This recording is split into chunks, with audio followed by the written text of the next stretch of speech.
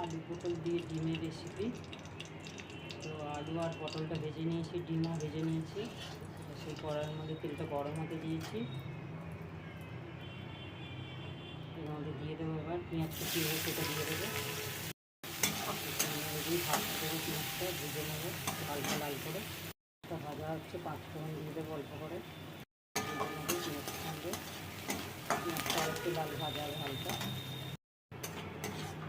পেঁয়াজটা হালকা ভাজা হয়ে গেছে। আমি এটা পেস্ট করে রেখেছি, আদা টমেটো পেঁয়াজ লঙ্কা দিয়ে, কাঁচা লঙ্কা রসুন।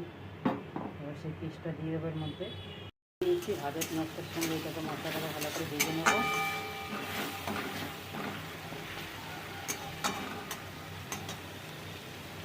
এসেছে, এবার পরিমাণ মতন আমি হলুদ দিয়ে দেবো, পরিমাণ মতন ভালো করে ভেজে নেব। এবার মশলাটা ভাজা হয়ে এসেছে, এর মধ্যে আমি পটল আর আলুটা ভেজে রেখেছিলাম আগে থাকতে। গুঁড়ো লঙ্কা দিলাম না, ওইটা স্কিপ করে গেলাম, যেহেতু কাঁচা লঙ্কা দিয়েছি এর মধ্যে, স্কিপ করে দিয়েছি। এবার পটল আলুটা দিয়ে দেবো, ভাজা দিয়ে দিয়েছি, দিয়ে মশলাটাকে ভালো করে কষে নিচ্ছি। যেটা কষা হয়ে গেলে আলুটা, এর উপরে এবার পটলটা দিয়ে সব কষে নেবো।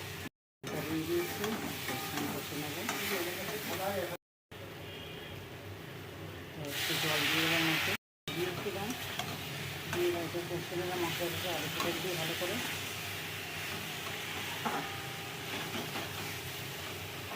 একটু কষে নেবো, মশলাটা কষা হয়ে গেছে। এবার আমি জল দিয়ে দেবো পরিমাণ মতন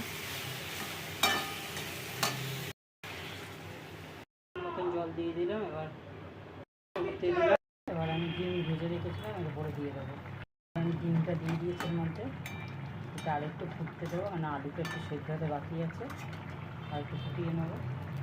পাত্রের মধ্যে আমি ভেজে নিয়েছি।